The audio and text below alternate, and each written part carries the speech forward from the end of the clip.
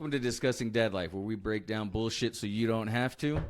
I'm Void, this is No, and let's go. Hello. Welcome to Main Event Mondays. We're going to go over the results from the caucus in Iowa. I was wrong. My prediction of Ramaswamy coming in second and surprising everyone was way off. Unsurprisingly, Trump did take that one. So let's go ahead, go to screen share, and then pull up the Iowa caucus results.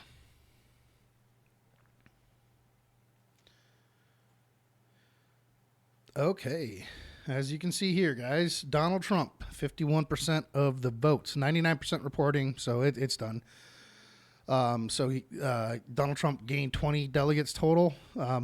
Now, the Iowa caucuses happened to take place during that freak cold weather snap and blizzards that basically ravaged the entire northern United States. And that's one reason why there was, I think, the historically low turnout in the Iowa caucus. I think it was the lowest turnout ever. Ron DeSantis finished in second place with 21% of the vote, gaining 9 delegates. Nikki Haley, or as some has been calling her, Hillary Haley, which is hilarious because she's basically Hillary Clinton, posing as a Republican at this point. I mean, I thought she did good as the UN ambassador, but watching her stump speeches and everything going on, she is an absolute warmonger. She wants people to die, and she wants to make a lot of money for a lot of other rich people, and she does not care about the middle class. She doesn't care about lower class. It's pretty sad to see. She is Nikki Clinton. God. Hillary Haley. Mr. Ramaswamy came in fourth place with 8%. Now, that one actually does disappoint me. He only got 8,500 votes, basically. Well, 8,449. He got 3 delegates. And unfortunately, he didn't perform as well as I thought he was going to in Iowa. I was hoping he was going to at least come in third. I was hoping for second. I was hoping that he was going to garner more support than DeSantis and Haley, but unfortunately that is not the case. And then you have a few others that came in. Asa Hutchinson. I honestly didn't even realize he was still in the race. Pretty bad. Chris Christie got 35 votes, even though he pulled out of the presidential run. I'm assuming he's going to fly all 35 people out, and they're just going to go on like a smorgasbord, Exborg, or whatever, something stupid, So let's go ahead and talk about Ramaswamy's end to his 2024 campaign, bud. So this is from ABC News. I have not read this yet, so let's read it together. Ramaswamy ends campaign by quickly becoming Trump's surrogate. Lead us to victory. He's going to be working with us for a long time, Trump said. So scroll down. When Vivek Ramaswamy took the stage in Atkinson, New Hampshire on Tuesday, just one day after ending his presidential campaign, he gave a passionate speech. It was the same speech, in fact, Ramaswamy had given on the trail multiple times when pitching himself to voters, but with one exception. He replaced the reference to himself with references to Donald Trump.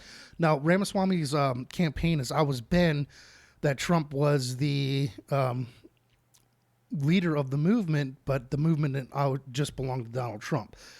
Ramaswamy's messages actually were pretty much in line with Donald Trump, and he was actually the only presidential candidate for the primaries that was actually more supportive of Trump than anyone else. So this does make a lot of sense. Continues on. In less than 24 hours, Ramaswamy, a biotech businessman and conservative commentator who campaigned as the most Trump-friendly American First alternative in the GOP field, dropped out of the 2024 race and endorsed his former opponent. Kind of always figured this was going to happen. Ramaswamy was never going to overtake Trump. And unfortunately, he didn't perform as well as I was hoping he would over DeSantis or Haley, which basically forced him to drop out and give his endorsement to Trump. Hopefully Trump continues listening to him, because he's got his pulse on a lot of the things going on in the U.S., and Trump might gain some insight listening to Ramaswamy. But we'll see. In New Hampshire, he appeared alongside the man who has as recently as Saturday had accused him of deceitful campaign tricks and not being MAGA. So what they're trying to do there is drive the wedge in, because Ramaswamy kind of took a misstep a little bit and decided to put out a T-shirt basically saying "Save Donald Trump" or something like that, and basically referencing that Donald Trump is going to get bombarded by the left and thrown in prison, and Ramaswamy is the only one that could save him. So that kind of created a little issue between Trump and Ramaswamy. However, obviously, that wasn't as big of a deal as people were trying to make it out to be, because Ramaswamy appealed on stage with Trump to endorse him openly. So take it with a grain of salt, whatever the mainstream media likes to say. But there was a little bad blood to be seen between them on Tuesday. Scroll down. We're in the middle of a war in this country, Ramaswamy said, portraying a country divided between those who love the United States of America and the fringe majority who hates this country and what we stand for. It's accurate, actually, so he's not portraying, he's just calling it like it is. And right now we need a commander-in-chief who will lead us to victory, he said. The former president soon returned the favor. I've been a friend of his even though we were competing against each other, Trump said. But I was a friend of his and we got along. And I kept saying, why is he running? He keeps calling me a great president, but he's a fantastic guy, a very smart guy, and he's got tremendous ideas. Ramaswamy answers that all the time as to why he was running, even though he liked Trump, is he believes that Trump is not going to be able to make it to be the next president, and that he's going to need an outsider such as Ramaswamy to come in and actually protect him from the left, because the left is going to stop at nothing to destroy Trump. The Emma Ramaswamy's campaign marked the beginning of his next chapter as a vocal Trump campaign surrogate. He's going to be working with us for a very long time, or for a long time, Trump said Tuesday after some in the crowd chanted VP, VP, VP. So that is an interesting discussion, that a lot of people believe that Ramaswamy would be an excellent vice president for Trump. I actually am of the same camp as that. However, with my logical brain, I tend to think that he's not actually going to be the VP. And the reason why I don't think he's going to be the VP is because Trump is a alpha personality and Ramaswamy is an alpha personality. And when you get two alpha personalities together, they don't really work well together, right? So I think Ramaswamy could have a position in a cabinet position, maybe one thing that he's lacking is foreign affairs. So maybe getting him involved in the Secretary of State may be a good learning curve for him. However, with his lack of foreign experience, that might not be the best position. Could be Secretary of Interior. I'm not 100% sure, but I think a secretary position would be a better position versus a VP. However, Trump is old, and a VP, his VP choice has to be able to step in if something were to happen to Trump, because let's face it, Trump is old. God forbid anything happens to him, but if something does happen to him, having a Ramaswamy as a VP actually would not be a very bad choice, because their policy ideas are very similar, which means that what you would get with the Trump presidency, you would get with the Ramaswamy presidency for the most part. The bad part about this is a VP is usually selected to bring into the fold someone that the president cannot bring into the fold. So like Pence was more of a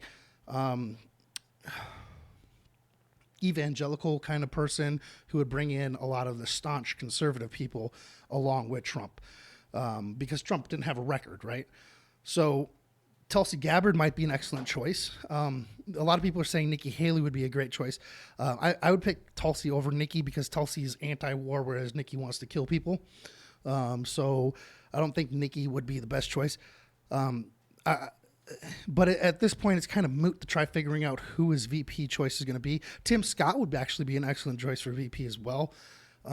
But at this point, we really don't know what Trump's going to do.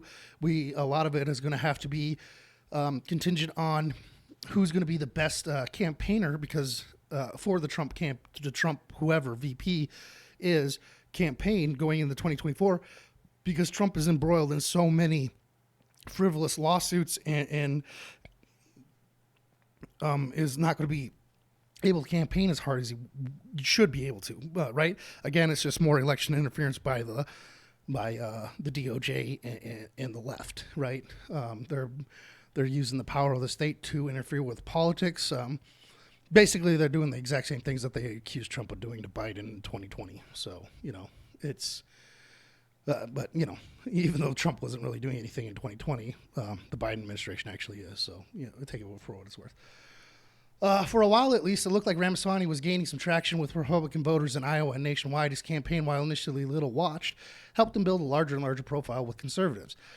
And I want to push back on that slightly because I'm not conservative, and his message appealed to me. And the people that I know that vocally speak out with him or for him have conservative tendencies, but they're more libertarian minded. I don't agree that he's actually attracting conservatives. He's attracting freedom loving people and more independent or libertarian minded.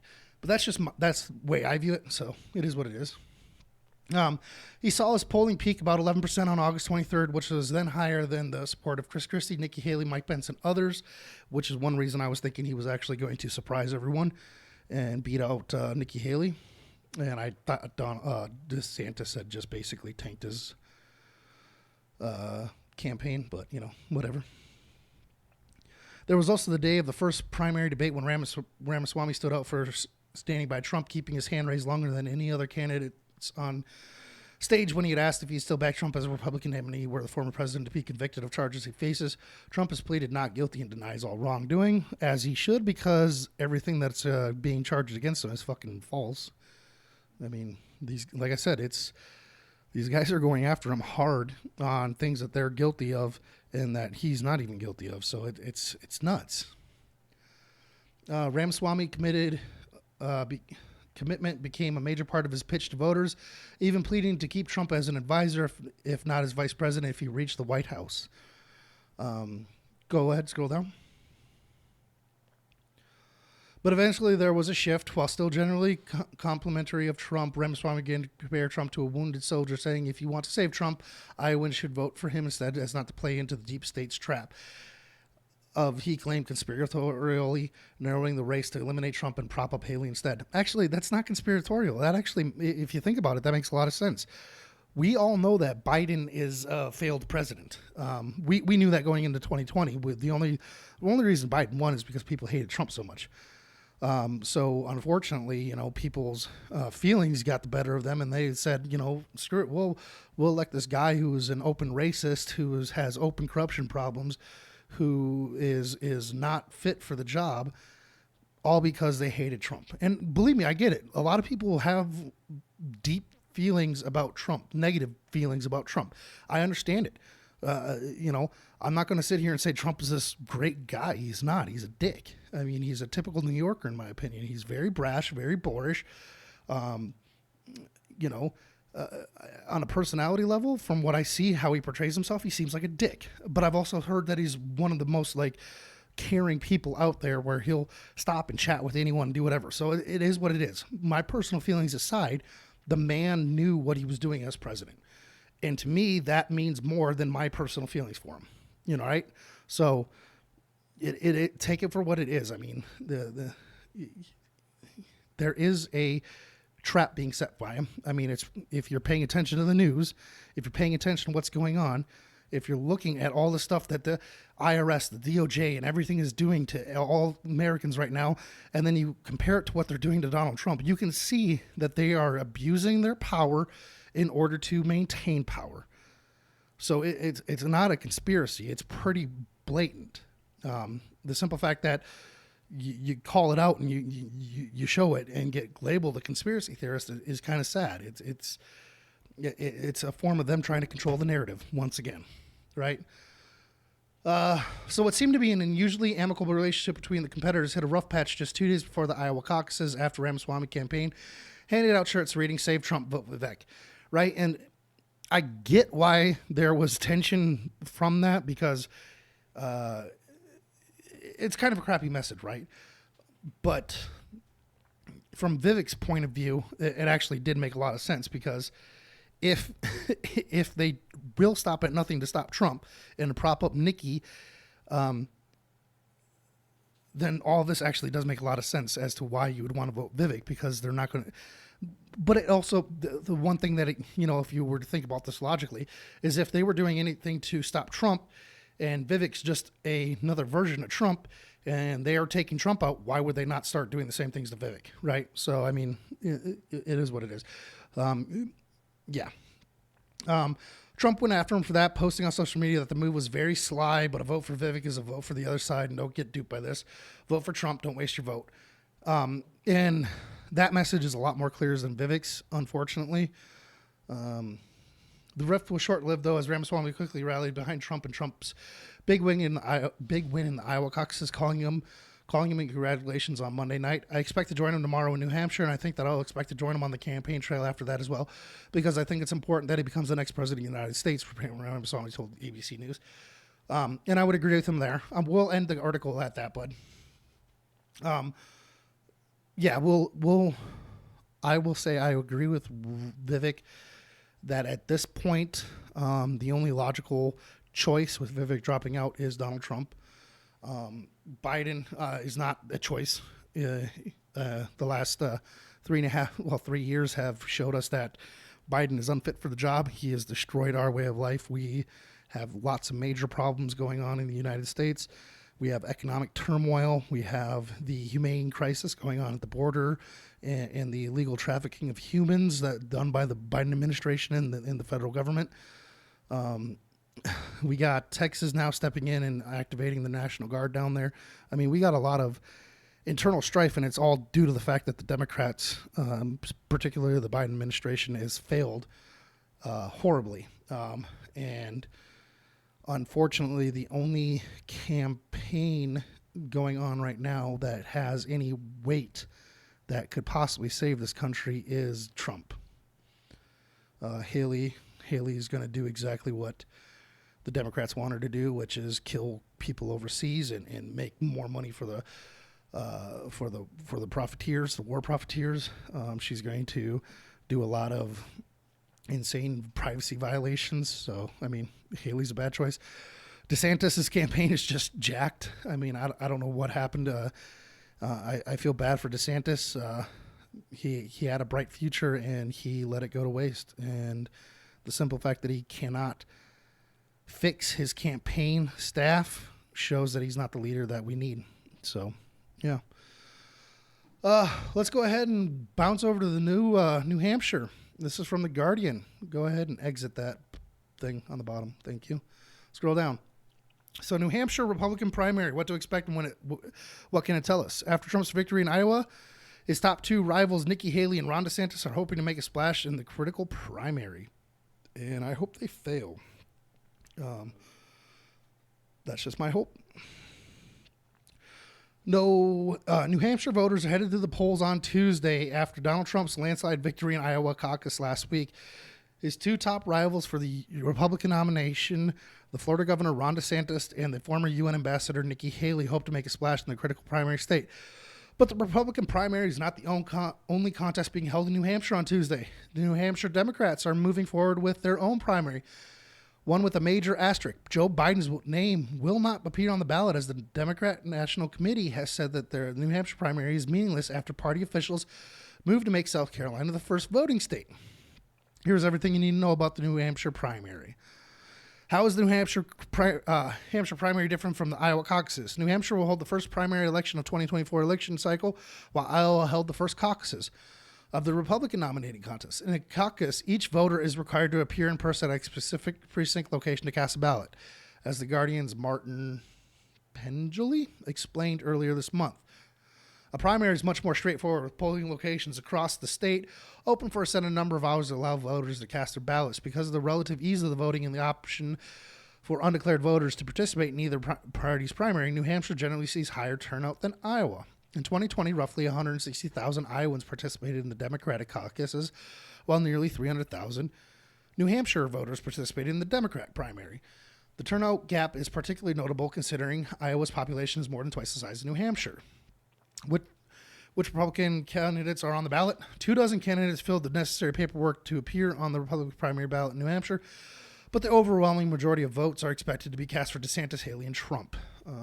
After their disappointing performances in Iowa, Vivek Ramaswamy and former Arkansas Governor Asa Hutchinson both dropped out of the Republican primary. Their names will still appear on the ballot, as will the names of former candidates like former Vice President Mike Pence and South Carolina Senator Tim Scott. Are New Hampshire Democrats also holding a primary? Yes, but it's complicated. The Democratic National Committee voted last year to designate South Carolina as the party's first primary state moving forward, while New Hampshire would have the opportunity to vote second. The decision outraged New Hampshire Democrats, who insisted they will not go along with the National Party's plan to rob them of their first in the nation status. As a result, the New Hampshire Democrat Party decided to hold its primary the same day as the Republican primary in defiance of the DNC's decision. Good job, New Hampshire Democrats. Good job. That I will give you a slow clap. You guys are going. Bankai! Yeah. And anything you guys can do to just stick it to the DNC is great. Don't let these stupid the DNC and the RNC, they're absolutely trash. So you guys handle your things the way you want to do it. So congratulations. I'll give you a flawless victory. Flawless victory. Excellent. So the DNC has criticized the New Hampshire primary as a sham, calling on the state to educate the public that the contest is a non-binding presidential preference event and is meaningless. The New Hampshire Attorney General Republican John Formella in turn sent a cease and desist letter to DNC to compel the organization to stop making false, deceptive, and misleading claims about the primary. Because of the standoff, Biden's names will not appear on the New Hampshire primary ballot, although many Democrats still plan to vote for him as a write-in candidate. Other long-shot candidates include Minnesota Congresswoman Dean Phillips and self-help author Marianne Williamson. I do like Marianne Williamson. She's not as up-to-date on some of the culture issues that are going on. That was very apparent when she went on and did the Timcast IRL. However, I do like her moderate kind of take on some things. So we can end it there. Go ahead and go back to the main screen.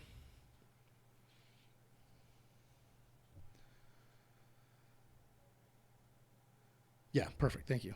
The main point is Iowa's behind us now. We now know that Trump is by and far the choice. I mean, everyone kind of assumed he was going to be the choice, but he is now proven that he is the number one choice going forward. He might come in second one or two times. Just in New Hampshire, he might struggle a little bit just because I do believe Haley's outperforming him there, if I remember correctly. But for the most part, Trump seems to be the front runner, and it's going to be interesting to see what the DOJ and the Biden administration does to continue interfering with his campaign and continuing interfering with the elections, the free elections of the United States. But yeah, that is more or less all we have for today. If you guys live in New Hampshire and you're watching this, remember to go and do your primary. If you're a Democrat in New Hampshire, definitely go and do it and stick it to the DNC, because the DNC basically doesn't care about you. At least your local party is actually trying to fight for your status and to maintain everything. So, you know, as much as I don't like Democrats for the most part right now, I will give kudos where kudos are due, and definitely kudos need to be given to the New Hampshire Democrat Party for sticking up for the rights of their Democratic voters. So, yeah. Till next time. Thank you for watching. Please give us a like, share, and subscribe. Till then, Peace.